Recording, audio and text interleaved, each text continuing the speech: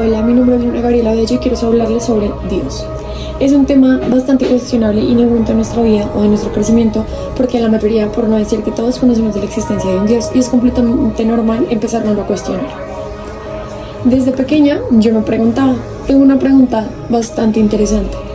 Yo tengo claro que existe, todo tiene un inicio y un fin. Dios creó el universo, las estrellas, el sol y el mar. Pero entonces, ¿quién crea a Dios? ¿De dónde viene Dios? Porque, como te digo, todo tiene un inicio y un fin. Y esa es una de mis preguntas. Cuando yo era pequeña se le preguntaba a mi madre, ella siempre acudía al pesebre, cuando Jesús nació. Pero yo no hablo de Jesús, no hablo de Jesús cuando se hizo hombre, hablo de Dios, ¿quién creó a Dios? Y mamá simplemente redondeaba en la misma respuesta de el pesebre y de cuando Jesús nació en su cuna. Pero esa no era realmente mi pregunta. Así que quise investigar un poco y para ello tengo quiero que veamos varios puntos de vista porque para ello se necesitan varios puntos de vista para tener en claro diferentes teorías y poder llegar a una sola conclusión o por lo menos intentarlo.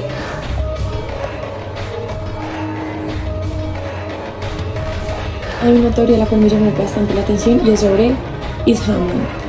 Es un dios maya, el cual los mayas tenían la creencia de que él había creado todo.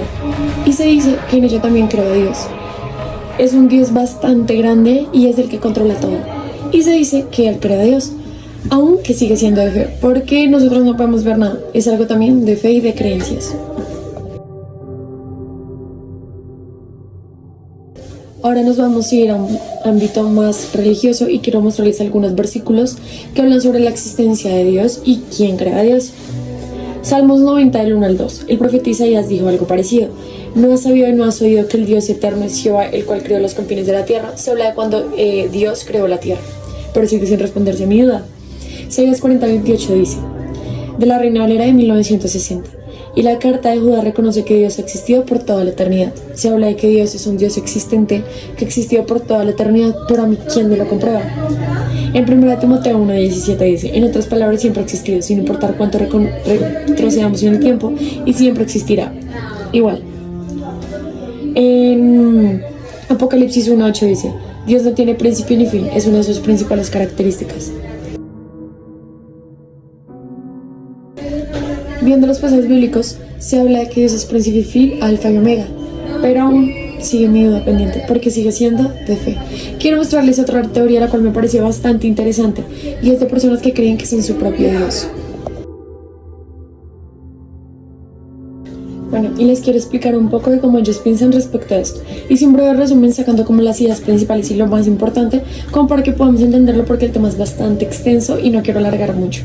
Entonces, los seres humanos somos el universo mismo experimentándose de manera consciente. Y si Dios es todo, por lo tanto no nos hizo, sino somos. Así que si Dios es el universo y nosotros no somos parte del universo, sino que somos el universo, entonces somos Dios.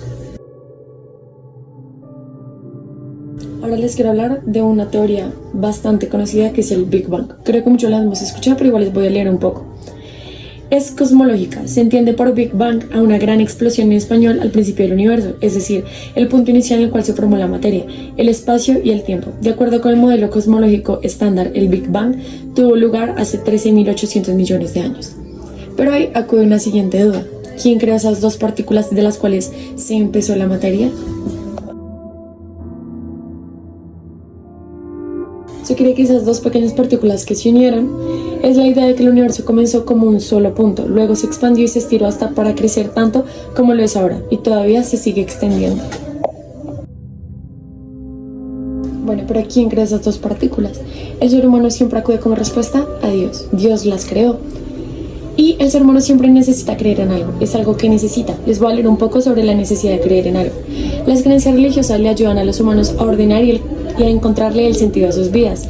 Y los rituales en particular pueden darle puntuación a nuestra vida marcando los eventos más cruciales. Y los rituales son comunes en todos los grupos sociales humanos, incluidos los ateos. Pero, ¿qué quiere decir creer en algo? Es tener confianza en alguien o en algo. Hay una teoría la cual me parece bastante interesante y alucinante. Es sobre, se creía, los mayas creían que la Tierra era plana. y que en ella se lo preguntaban el que la sostenía, si la Tierra era completamente plana.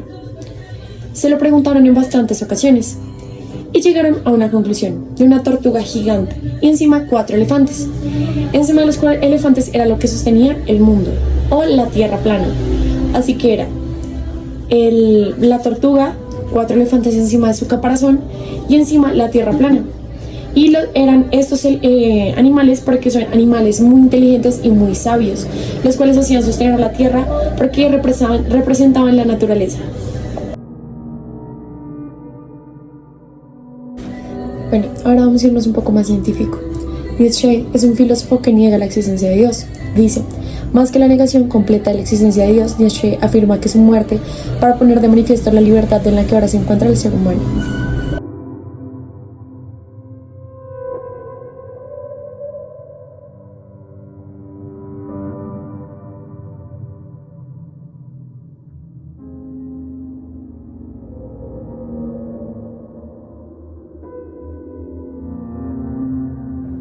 Ahora les voy a hablar un poco sobre argumentos que están a favor de la existencia de Dios. El primero es el argumento cosmológico. Sostuvo que hay una primera causa o motor de todo lo existente, que es identificado como Dios. El otro es el argumento teológico. Sostiene que el orden del universo y su complejidad se explican mejor con referencia a un Dios creador. El otro es el problema cuerpo y mente.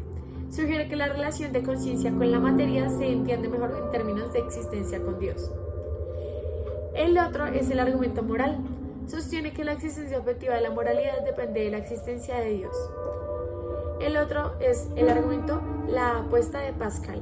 Un argumento creado por Blaise Pascal es una discusión sobre la creencia de la existencia de Dios, basado en el supuesto de que la existencia de Dios es una cuestión de azar.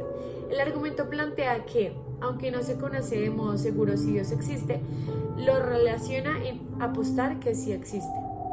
El otro es el argumentos basados de la reivindicación de milagros específicos atribuidos a Dios, asociados con los acontecimientos o personajes históricos. Y todo ello se basa según la existencia de Dios. El otro es, según la periodista de divulgación científica Julia Hind, algunos científicos señalan que la capacidad cognitiva humana que supera ampliamente la existencia de impuestos por la presión evolutiva y que nos permite percibir la complejidad del universo apunta a Dios. Otros aluden a la incapacidad de la ciencia hasta el momento para explicar cabalmente el origen de la vida. El argumento de no tradicción parte de la idea de que no es Dios, sino que el hombre quien debe alcanzar la virtud, por lo que su manifestación estaría estrictamente definida, no en lo material, sino en lo espiritual del hombre. Ahora les voy a leer un poco sobre argumentos en contra de la existencia de Dios. El argumento de diseño se opone a la idea de que Dios creó la vida. Recurre para ello a los múltiples ejemplos biológicos que parecen exhibir un mal diseño, así como a la innumerable evidencia de adaptaciones como consecuencias de la evolución biológica. El otro es el argumento de la no creencia. Se opone a la existencia de un Dios omnipotente y de que los seres humanos creen en él. La simple existencia del ser humano que no lo hacen demuestra la incapacidad de Dios para lograrlo. La otra es de el problema del infierno. Es la idea de la condenación eterna por los actos realizados en una existencia finita. Contradice la omnivalencia y la omnipresencia divina.